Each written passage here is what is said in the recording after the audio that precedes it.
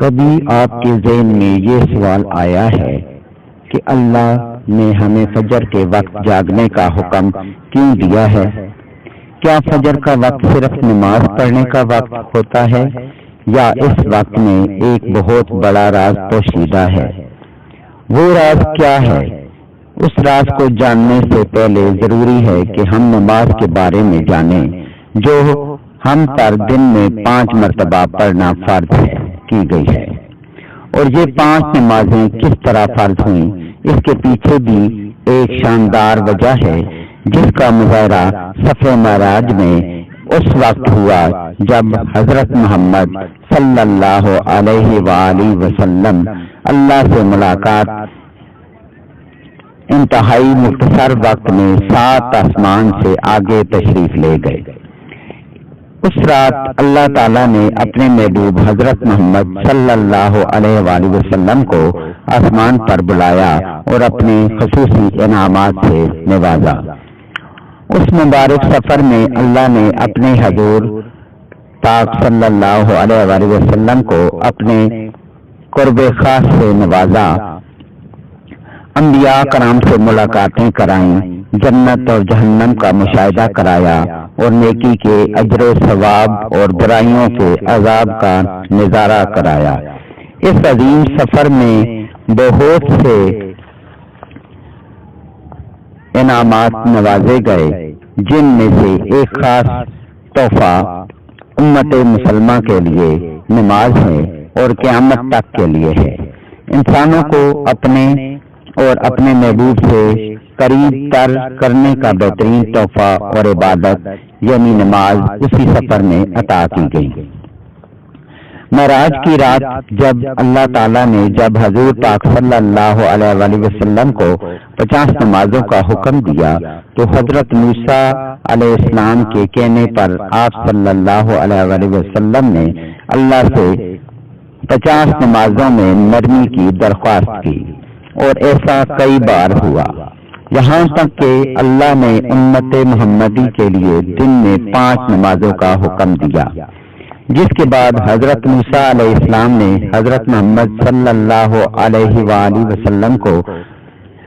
5 نمازوں میں کمی کے لیے اللہ کے پاس جانے کا مشورہ دیا، لیکن تب آپ صلی اللہ علیہ وآلہ وسلم نے فرمایا کہ میں نے اپنے رب سے کئی مرتبہ درخواست کر لی ہے، یہاں تک کہ مجھے اب حیا آ جاتی ہے، اور اب میں راضی ہوں اور اس حکم کو ہر طرح سے تسلیم کرتا ہوں۔ ہر نماز پڑھنا ضروری ہے، اور یقیناً آپ کے لیے بھی سب سے زیادہ مشکل نماز فجر کی نماز ہوگی، جس میں نیند کا غلبہ اتنا ہوتا ہے کہ ایک انسان بمشکل اٹھ پاتا ہے، لیکن دن کے اس خاص حصے میں جو راز پوشیدہ ہے اسے جب آپ جانیں گے تو یقیناً آپ فجر کی نماز کبھی نہیں چھوڑیں گے۔ دنیا میں کئی ایسے لوگ ہیں جنہیں بے خوابی کی شکایت ہوتی ہے، جس میں وہ ساری رات سو نہیں پاتے اور پورا دن کام کر کے جب رات کو بھی سو نہیں سکتے تب کئی طرح کے ذہنی اور جسمانی بیماریاں جنم لیتی ہیں، اور اس بے خوابی کا شکار ہر دوسرا تیسرا شخص ہو رہا ہے، جس کی بڑی وجہ اللہ کے احکامات کو پیچھے چھوڑ کر دنیا کی رنگینیوں کے پیچھے بھاگنا ہے۔ ساری رات جاگنے کے بعد فجر کے قریب کچھ دیر نیند آ جاتی ہے، لیکن وہ نیند جسم کو پرسکون نہیں کرتی، جس کی وجہ سے اکثر لوگ جاگتے جاگتے اور ہر قسم کی دوائیوں کے استعمال کے باوجود وہ جب سو نہیں پاتے تو وہ اللہ سے یہ سوال ضرور کرتے ہوں گے کہ اے اللہ، مجھے نیند کیوں نہیں آتی، آخر کیا وجہ ہے؟ بہت کم لوگ ہوتے ہیں جو اپنے اندر پیدا ہونے والی اس آواز کو سن پاتے ہیں جس میں ان کو کہا جاتا ہے کہ بستر سے نکلو، نماز پڑھو، اللہ کا ذکر کرو، اور یقین کریں جو لوگ اس آواز کو سن پاتے ہیں اور اس پر عمل کرتے ہیں انہیں تا حیات کبھی بھی بے خوابی کی شکایت نہیں ہوتی۔ حضور پاک صلی اللہ علیہ وآلہ وسلم نے فرمایا ہے کہ رات اور دن میں فرشتوں کی ڈیوٹیاں بدلتی رہتی ہیں، اور فجر اور عصر کے وقت ڈیوٹی پر آنے والے اور رخصت پانے والے فرشتوں کا اجتماع ہوتا ہے۔ پھر تمہارے پاس رہنے والے فرشتے جب اوپر چڑھتے ہیں تو اللہ تعالیٰ پوچھتا ہے، حالانکہ وہ ان سے زیادہ اپنے بندوں کے متعلق جانتا ہے، کہ میرے بندے کو تم نے کس حال میں چھوڑا؟ وہ جواب دیتے ہیں کہ ہم نے جب ان کو چھوڑا تو فجر کی نماز پڑھ رہے تھے، اور جب ان کے پاس گئے تب بھی وہ عصر کی نماز پڑھ رہے تھے۔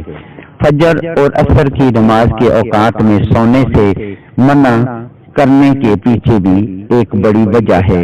اور وہ یہ ہے کہ سائنس کہتی ہے کہ صبح سورج طلوع ہوتے وقت اور شام کو سورج غروب ہونے سے پہلے سونا نہیں چاہیے، کیونکہ صبح زمین پر آکسیجن وافر مقدار میں ہوتی ہے، جس کی وجہ سے ماحول تر و تازہ ہوتا ہے، اور یہ آکسیجن دن بھر آپ کو فٹ رکھتی ہے۔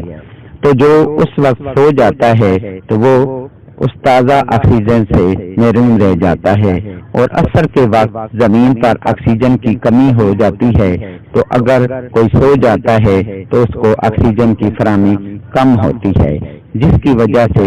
وہ جب جاگتا ہے تو اس کے سر پر درد اور طبیعت بوجھل ہو جاتی ہے، اور یہی بڑی وجہ ہے کہ دین اسلام میں ان دونوں اوقات میں سونے سے منع کیا گیا ہے۔ حضور پاک صلی اللہ علیہ وآلہ وسلم نے فرمایا کہ طلوع شمس سے پہلے اور غروب شمس سے پہلے نماز پڑھنے والا جہنم میں ہرگز داخل نہیں ہوگا۔ نماز فجر کے بارے میں ایسے بے شمار فضائل اور بھی ہیں جن کو ہم نہیں جان سکے، اگر انسان ان کو جان لے تو کبھی کوتاہی نہ کرے۔ رسول پاک صلی اللہ علیہ وآلہ وسلم کا فرمان ہے کہ اگر وہ لوگ عصر اور فجر کی نمازوں کی فضیلت جان لیں تو وہ ضرور ان نمازوں میں حاضر ہوں، چاہے ان کو اپنے آپ کو گھسیٹ کر ہی کیوں نہ نماز میں آنا پڑے۔ تو آخر میں یہ الفاظ کہوں گا کہ اللہ تعالیٰ سے دعا کیا کریں اور کوشش کیا کریں کہ نماز کبھی نہ چھوڑیں، اور